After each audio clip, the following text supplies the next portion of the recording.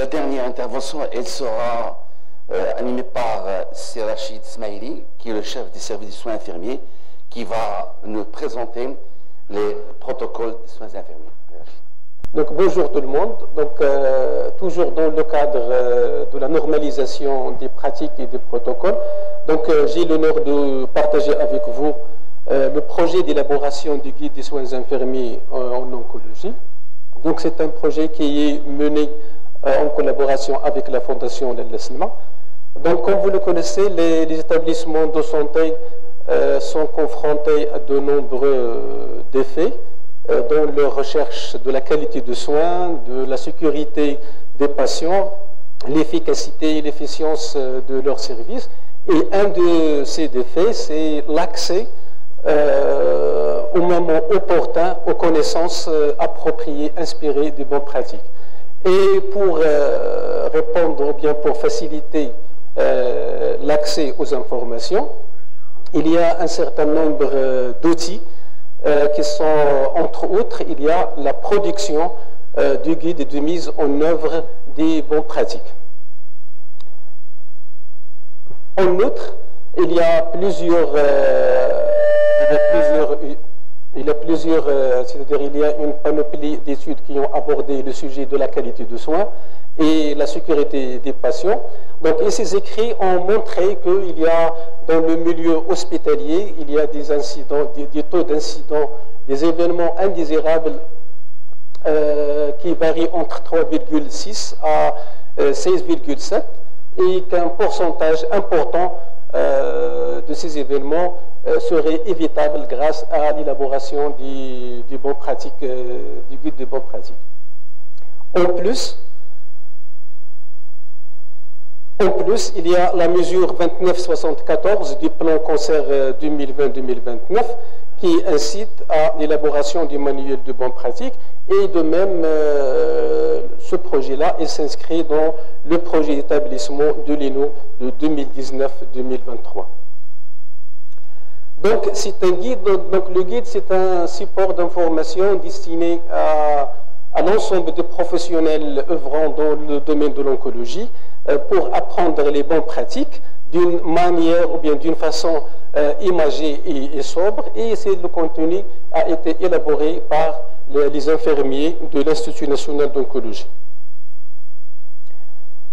Donc, qui a pour finalité l'amélioration de la prise en charge des patients infirmières, des patients atteints de cancer dans les centres d'oncologie publique, et qui a pour des objectifs, c'est apprendre et approfondir les connaissances des bonnes pratiques infirmières en oncologie, la standardisation et la normalisation de la prise en charge infirmière des patients atteints de cancer dans les centres d'oncologie publique, et mettre à la disposition au personnel infirmier un outil d'apprentissage. Donc c'est un guide mémoire. Donc comment ce guide a été élaboré? Donc on a suivi un processus d'élaboration, et ce processus il est composé de 10 étapes.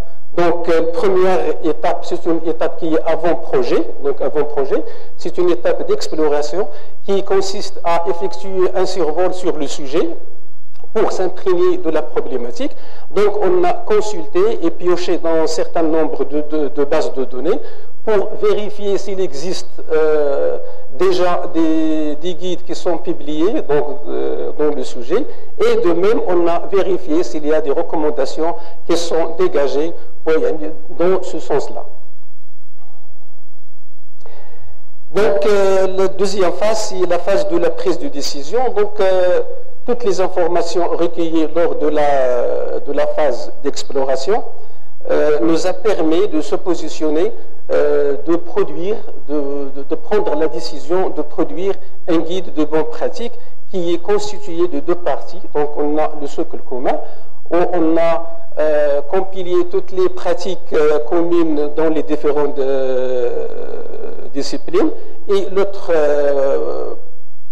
la deuxième partie, il est constitué par toutes les pratiques spécifiques pour chaque discipline.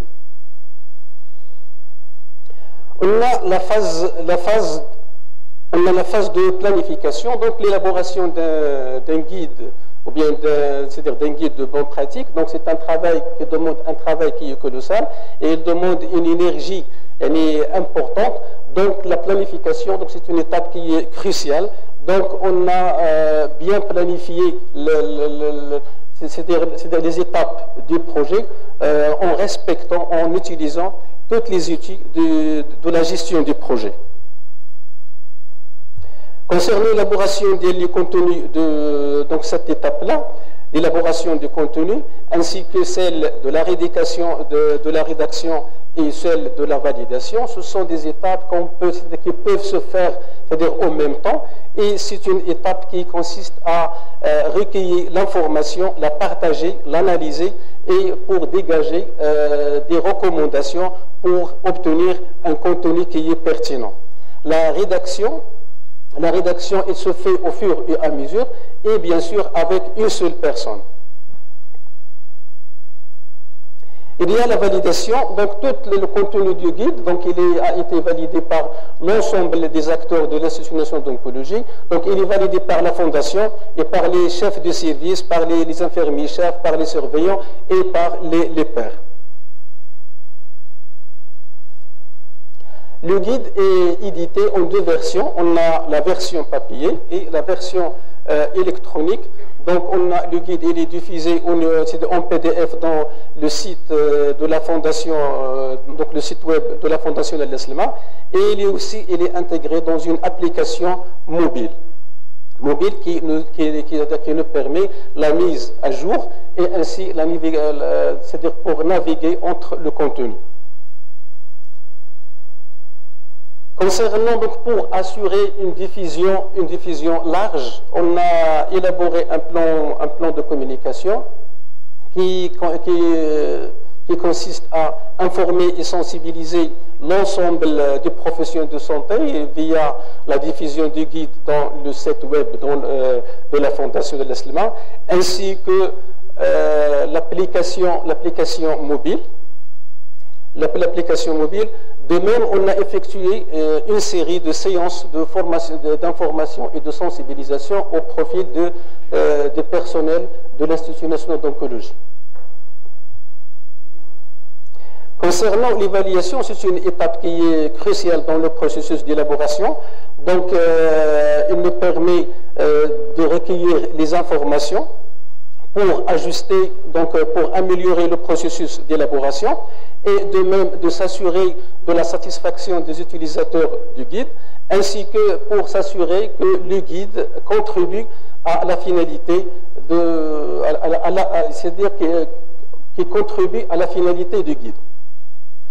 De même, pour se préparer à la réédition. Donc l'évaluation, c'est-à-dire la phase de réédition, de la réédition. Donc, on récolte toutes les informations qui émanent c'est-à-dire de la phase d'évaluation pour modifier et pour réajuster pour avoir, c'est-à-dire une nouvelle réédition. Donc, ces deux étapes-là, ce sont des étapes qui sont cruciales et qui nous permettent la pérennisation du guide. Donc, en guise de conclusion, l'élaboration d'un guide de bonne pratique, donc c'est un travail qui est colossal et qui demande beaucoup d'énergie, et aussi il demande l'engagement du personnel, ainsi qu'il exige la persévérance et la régularité. Et merci de votre attention.